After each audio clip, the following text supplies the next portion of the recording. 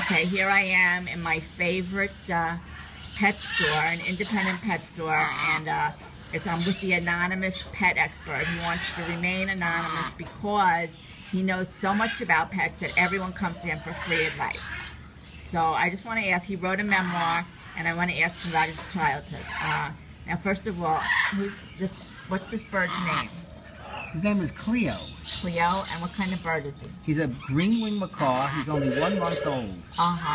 And he's gonna, when you open the thing, he's gonna fly away, or what's the story? He can't even walk. He's a month old. Oh, all right. So, all right, he's going to help him.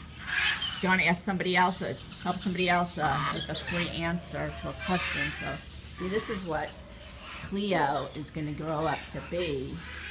One of these, which actually my brother had in his apartment when he met my sister-in-law, and my sister-in-law said it was either the bird or her, and it was a tough decision, but my brother chose her.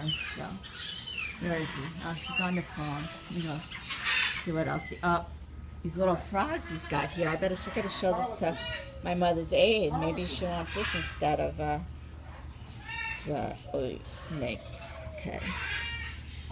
This one animal I really own. Here we have the bunny display. Hey there, bunny. Hey there, bunny. What's going on there? Huh? Those other bunnies are hanging out. This bunny has had too much to drink, I think, or something. If we have the gerbil division.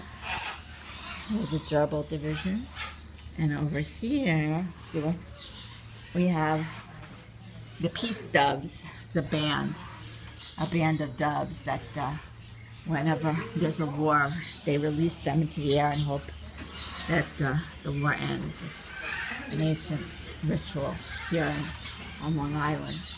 Here's I think these are ferrets. Yes, they're also on siesta time. So, who's this? Minor bird? Do you speak?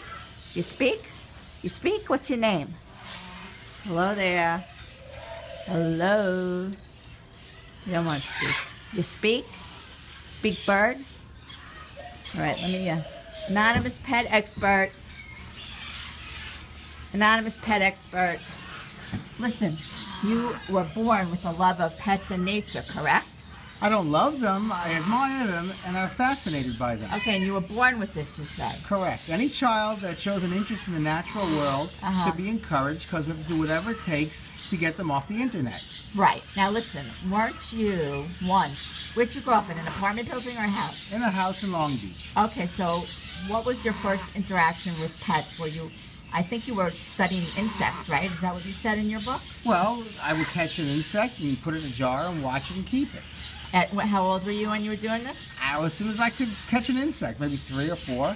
And were your parents encouraging of this behavior? Well, back in the 60s, basically parents let kids do whatever they wanted to. They didn't encourage it or discourage it. Whatever kids did, the parents went along with. Okay, so when did you bring any of your little animals to school or tell your little friends about them? I brought some guppies once to the Catholic school I went to in 1st grade, and the nun made me flush them down the toilet. Right. Oh, she wasn't very understanding then. No, what the nuns did back then, if they did now, they'd go to jail. All right, well, let's not get into religion here. What did the kids think of you in the lunchroom when you came in with your little ants or whatever in the jars? Kids are appreciative of anything that breaks the routine. So they didn't think you were weird? No, not at all. No one ever called you weird? People called me weird, but everybody called everybody weird. This is the 60s. Part of the curriculum of school was being able to take a punch. But were you called weird? Yeah, but everybody was made fun of and called weird and beat up. It was just part of the deal. There was no zero tolerance then. Getting beat up was part of the daily routine.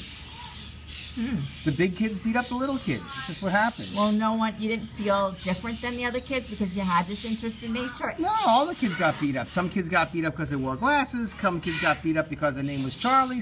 Everybody got beat up for some kind of reason. It was just part of the deal. You got beat up because you bought... Most of the time I got beat up because I wore glasses. And also, what about the animals? That wasn't, people didn't think that was, you know, a little strange when you were more friendly with animals? They didn't beat me up because of it. I just got beat up for normal reasons. Well, that's a good sign. You know, that's a good sign for human nature. What? That you get beat up for the normal reasons. Well, it was like I said, in the 60s it was a way of life. Well, listen, you don't know what's going on in schools today. You don't want to know. All right, thank you, Anonymous You're Pet welcome. Expert.